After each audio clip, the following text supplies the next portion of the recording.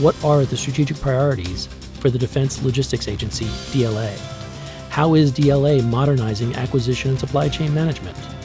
And what is DLA doing to expand industry engagement and foster innovation while maximizing value? I'll explore these questions and so much more with my very special guest, Vice Admiral Michelle Skubic, Director of the Defense Logistics Agency, DLA. So would you spend some time, Admiral, telling us about the mission of the Defense Logistics Agency, DLA? Why is it so important to the success of the U.S. Department of Defense now more than ever? So where to start? First of all, we are a very sizable agency that serves every single member in the Department of Defense, as well as several other interagency customers and allied and partner nations when it's appropriate. And the textbook answer would be we're a large buying, storing, distributing, and disposing machine. Now, obviously, the real true north is serving the warfighter.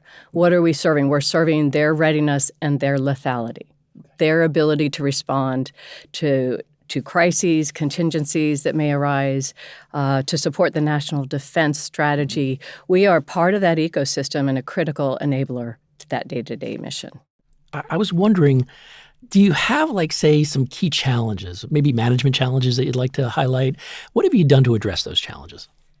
So again, it kind of goes back to that reform piece. One of the challenges, their challenges are numerous. We've got to work on our cybersecurity. We've got to work on our speed and scale. Over the years, we have automated much of our procurement processes, for example, and that's one of our superpowers, if you will, in so much as, I mentioned those 10,000 contracts a day. 90+% of those happen through an automated process, really close to the mid-90s, and 90% of the 95% are actually done in a day. And so how do you do that? Well, many of those are delivery orders against existing long-term contracts. I mentioned some contracts are for years at a time. So we have to be able to continue that kind of speed and scale, but then also, as I say, modernize the systems, modernize the business processes, work on our auditability, because that's a big effort across the Department of Defense. And so the adage, you've got to build the plane while you're flying it, that is DLA every day. We have massive efforts in transforming. We have a digital business transformation project, which sounds like it's all about IT, but it's really the marriage of technology and tools and the processes that deliver those outcomes for the true north, which is, of course, supporting the warfighter when and where they need it. And so building the plane while we're flying it, transforming while you do today's business immaculately well. So, Admiral, could you outline for me your strategic vision, which you hinted at basically in the last segment, but I'd like you to delve a little deeper. But more importantly, what are your strategic priorities for DLA? I was out on a key OEM engagement with one of our critical strategic suppliers. In a coffee break, he said, "So, Admiral, what's the magic of DLA?" And I took a half-second pause and thought, okay. And I gave him my hip-shot answer. So it had not been formed in my mind, so it was an authentic answer, sincerely given. And that was, first and foremost, the people. So to a person, because I've served forward with them, I've served in a couple of the major subordinate commands with them, I have just seen to a person that they feel so strongly about the mission. And when you consider that out of those 25,000 folks, 24,000 are civilian, 46% of them, 46% of the civilians have served in uniform at some point in time, whether 4 years or 20 years. And that's pretty special, so they get it. You don't have to tell them why. But all the rest, many of them are civilians that have volunteered to go serve in harm's way in Afghanistan, in Iraq, et cetera. And we have expeditionary civilians who have a bag ready to get up and go, like when the imminent threat of Putin invading Ukraine was obvious. We sent dozens of people additional teammates with skill sets into Europe to supplement our team that was already forward. Those 800 folks that are doing various missions in Europe, we sent those people forward. We even had somebody who spoke Polish. We had legal advice. We had supply chain and demand chain experts. Point being is people are ready and volunteering to go when and where we need them. And those who haven't done that know who they're supporting both across in the team as well as the warfighters everywhere. And that is part of that culture, which is so critical.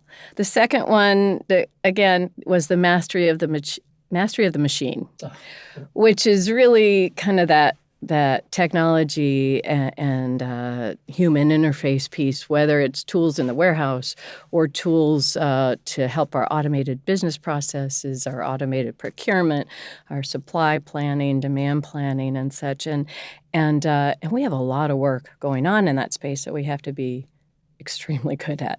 And then the third thing that I said was, these are kind of our three weapon systems, if you say, our people, our mastery of the machine, or technology, and then our Defense Working Capital Fund, which is essentially a revolving fund that would require a whole hour to talk about. We won't.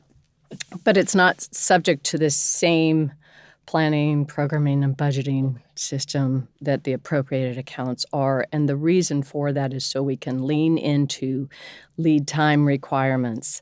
Some of the unique items that we get, repair parts for aircraft and tanks and such, don't get ordered very often. When they do, it's going to take some amount of time, 1, 2, in some cases 3 years to get it procured and then manufactured and then delivered.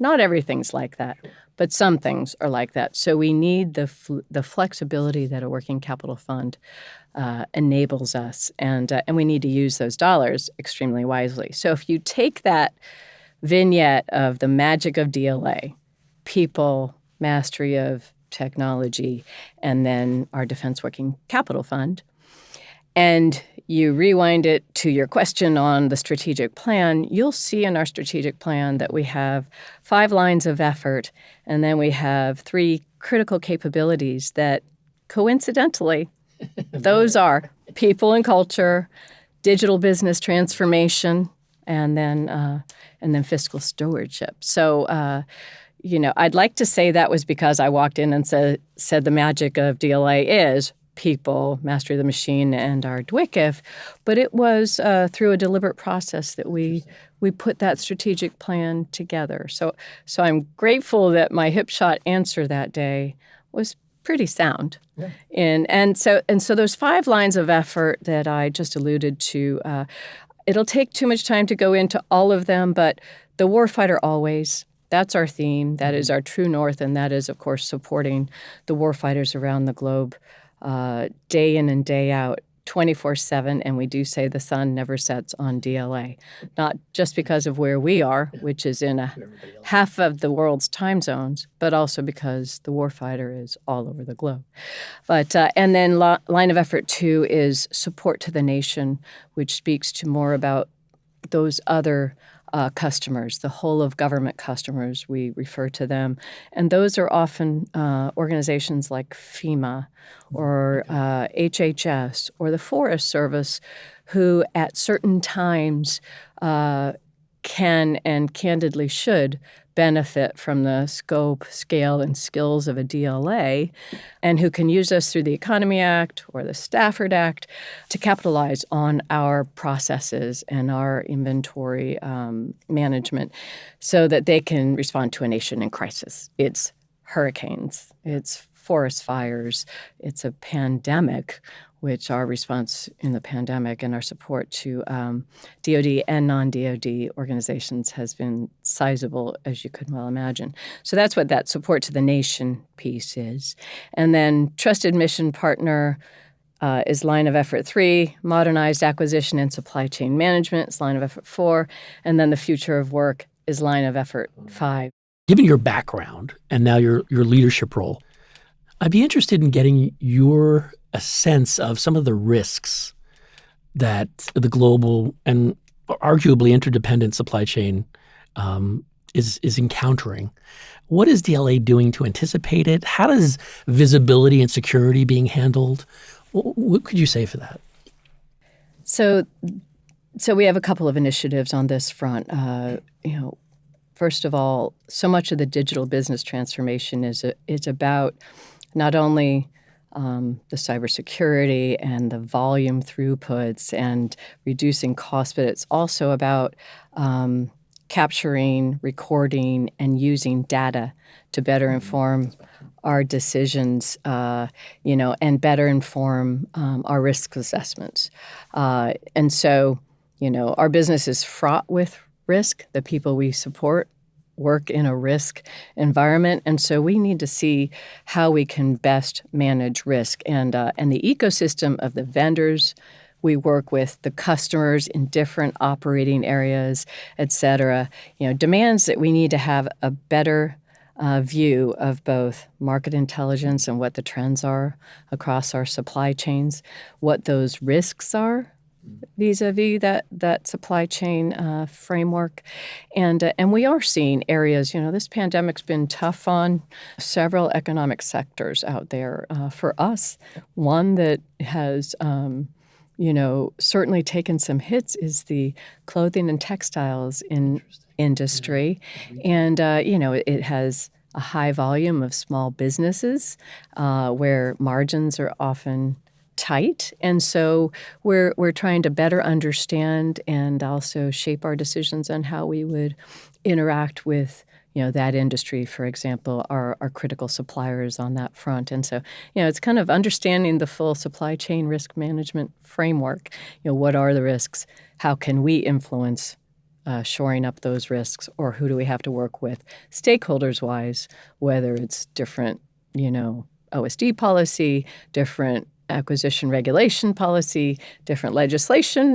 There's sometimes different ways to get after shoring up risks. But first and foremost, we need to understand kind of what we're seeing through our data picture, but also what are we seeing through that market intelligence framework as well. And, all of us have experienced inflation impacts personally, and we're also seeing some of that on the vendor front. And for us, the impacts of that have largely been hedged somewhat by the fact that we have long-term contracts with fixed pricing. Some of our items aren't ordered every year, and so when they come up on renewal or a new requirement, maybe that's when we'll see a little bit more. We've kind of seen a 7 to 10% range of inflation across our portfolio. And you and I have watched inflation. If we asked, a year and a half ago, what's inflation going to look like in 2024, you and I might have said 2 to 3%. If you asked us 6 months ago, we might have said 15%. I mean, it could have been a totally different number. Point, yeah. And now even that might be a different answer than 6 months ago. And so I'm not sure what that's going to look like going forward. We're always very focused on our small business cadre. I mean, they're critical to our business and our mission. And out of about 9,000 plus suppliers, 80% of them are small businesses. Really?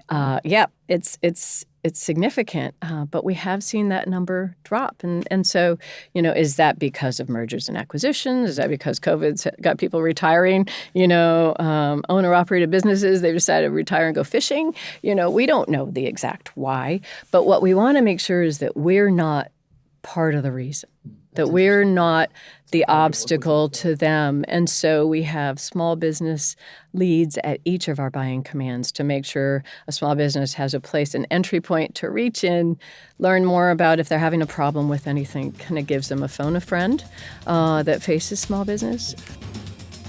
This has been the Business of Government Hour, a conversation with Vice Admiral Michelle Skubic, Director of the Defense Logistics Agency, DLA. Be sure to join us next time for another informative, insightful, and in-depth conversation on improving government leadership and its effectiveness. Until then, subscribe, download, and listen to the entire interview at Podcast One, iTunes, or on your favorite podcast app, and as always at businessofgovernment.org.